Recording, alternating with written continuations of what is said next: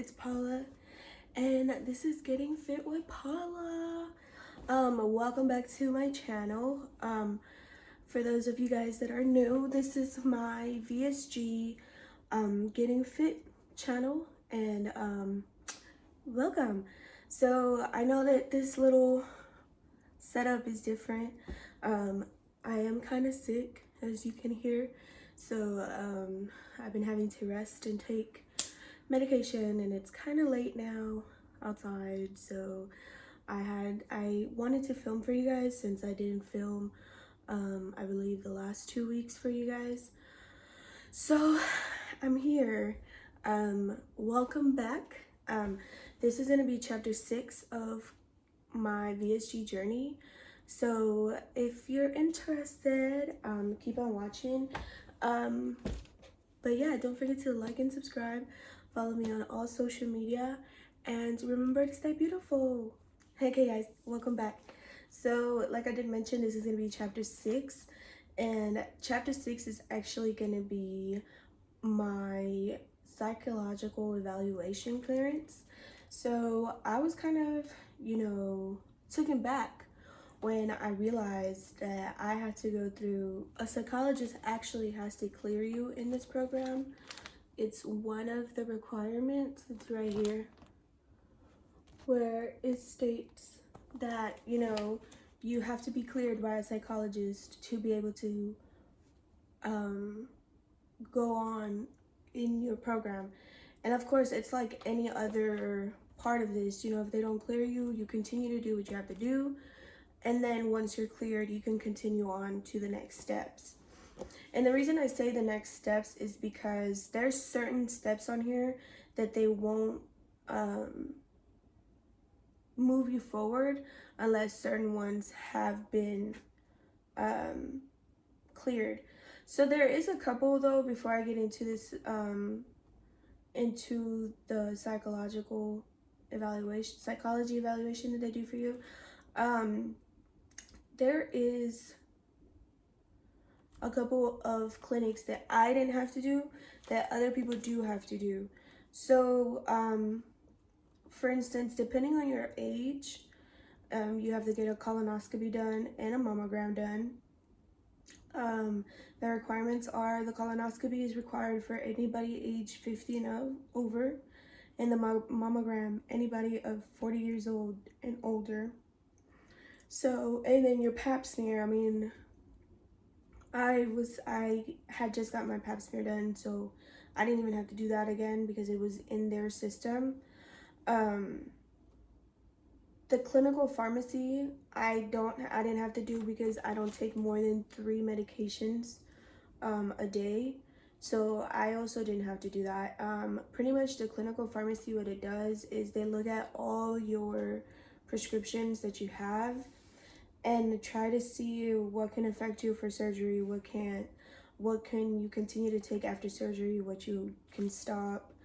I know that sometimes they have to look for chewables or liquid form because after our surgeries, they tell us that a pill is going to be really, really hard to break down in our system. So they do have some people get, liquid form of everything that they have if they are able to. Or if not, they look for the capsule to where they can like mix it in applesauce and stuff like that. So, but I didn't have to do any of that. The swallow study, I didn't have to do also either. My provider didn't require me to do it, so I didn't do that. And then what else is on here that I didn't do? I didn't have to do a diabetes clinic. Even though of my weight, and even though, I'm pretty unhealthy when it comes to my weight, I gladly don't have, thank God, I don't have diabetes or high cholesterol or, anything like that. So I didn't have to do the diabetes care clinic. I think this is, of course, obviously more for diabetics, but it's a way that they're gonna, so from what I understood from this surgery, once you have surgery, certain I think diabetics can completely wean off of diabetes depending on how severe the diabetics is, and I think that's what it is. They also have to like teach them how to go through that. So I didn't have to do that. I didn't have to do the clinical notes, operative report, clinic, because I didn't have any of these other clinics that they all had to come together to come and make my what am I trying to say? Make my journey and put it together that way it was safely done. So I didn't have to do that. I did have to take a tobacco test, and a tobacco test, pretty much what it is, it's just like any drug test. They check to see if there's any tobacco in your system, because if you pop up positive for nicotine in this program, they give you 2 times, but if you pop up second time, you're kind of kicked off for a little bit, or they kind of like they'll turn you away until you're able to be clean out of the tobacco in your system. And the reason is because when operating, they want your lungs to be at its healthiest. So if you're still smoking, it's not gonna be, your lungs are not gonna be at your healthiest either.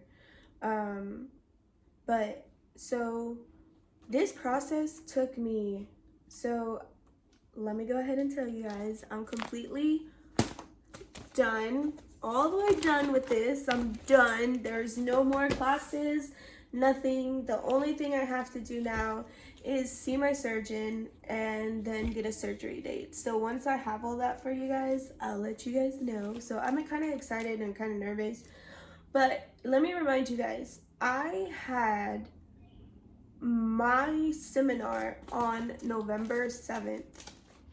This all started November 7th.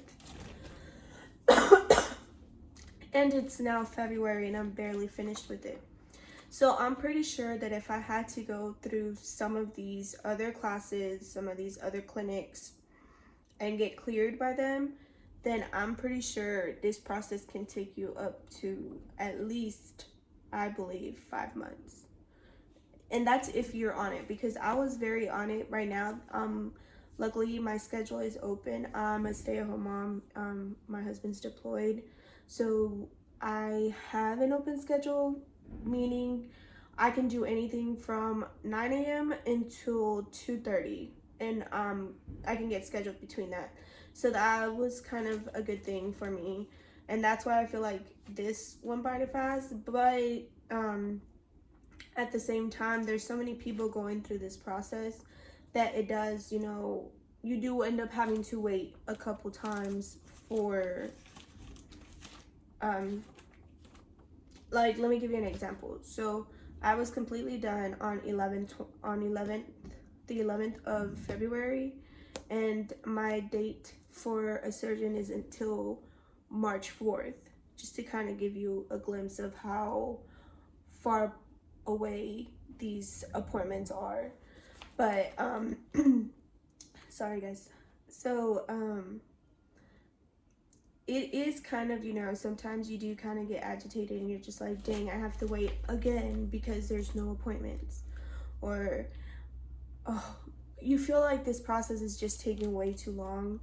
So yeah, but it's worth it. I feel like all the wait and everything is just worth it for your health, and especially if you're gonna go through this.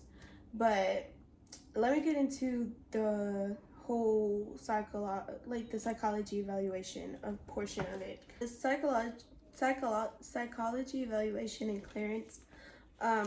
So pretty much once I got my appointment, I went in there and they tell you it's a 3-hour process. So just to make sure that you have enough time. So it was a 3-hour process. I got there at 11:30. So the very first thing they do is they have you take a test. And then once you take that test, they have you sit back down in the lobby, because I guess your psychologist goes through the test. And then once your psychologist has gone through the test, and it's a pretty lengthy test, so that's why it takes like 3 hours. Once you're done with your psychology evaluation, well, then she's done reviewing it. She goes and calls you back to the back, and she pretty much just asks how you're doing, how you feel, what's the process, how the process is going, and then they get really into depth about, at least she did with me, about food.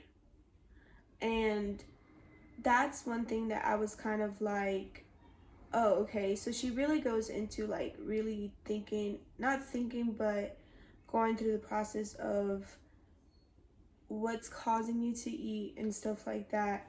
But they go into more into depth, and they go into depth about your test that you took and how you're feeling. And she always reminded me that if I ever needed the help, that she was there regardless of whether she cleared me or not. She did end up clearing me. She told me that, all the emotions that I felt and everything that I was going through, it was normal. It was a normal response to, she kind of was just like, if you didn't have this response, then I would be worried, because then what's really going on? But it was just kind of, personal, but you do have to get cleared by her.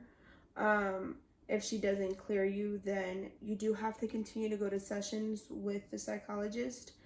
And yeah, it was just, it was a good talk. It was eye-opening. I just feel like if you are going through this process and you do have to speak to a psychologist, just be completely honest with them, because at the end of the day, this is going to be a psychological change, not just a physical change. We're going to go through ups and downs, and then, we're going to kind of feel sometimes like, why did we go through this, or why is this happening, or, trying to comprehend. And if your program didn't offer a psychology review, but you have insurance and you can speak to a counselor or speak to a psychologist, a therapist, or something like that, if you're feeling depressed about it, just reach out for help. Always reach out for help. That's one big thing. If you can't afford any of that, and you need somebody to speak to, I'm always here. Just always seek help, because this is going to be life-changing. You're going to see changes in your body, and that you're like, oh my gosh, or it's just a lot. Especially, they always talk about the hair loss and having to take vitamins, not being able to eat the way we want to eat anymore, that we've been programmed to eat for however long, how old we are. And it's just one of those things where it's just like, we're gonna need the support, and I'm always here to support everybody. But that was pretty much, those are my kids in the background, I'm sorry. That's pretty much what this was about. It was just her making sure that I was mentally prepared and ready for what I was signing up for, and knowing that I had the support. She also made sure that I had the support that I needed with all this going on. And she just made sure, that I was good. But I think at first, when I was first going through this, I was just like, a psychology report, like, why do I need to get cleared? Like, what? But going after, like, looking at it afterwards, I completely comprehend why they do it. And I don't have a problem with it. I feel like, it was meant, if it was meant for me to get it done, it was gonna get done, and I did. So that was one of the things that I had to do for this program. But yeah, it was informative. Just like I guess what I'm just trying to say is, go in with an open mind. Don't go in feeling like dreadful, like, oh, I have to do this all over again. Not all over again, but I have to do this, and why do I have to do this? Just be open about it. But I know I was all over the place right now, guys, and I apologize about that. I was just trying to I knew it was going to be a kind of short, really short video if I just spoke about the psychology part about it. I just kind of wanted to give you guys like a rundown about what's been going on and stuff like that, and give you an idea. Chapter 7 will be up next week also, and chapter 7 is going to be about my sleep study and everything that went on with that. But don't forget to like and subscribe and follow me on all social media. Bye!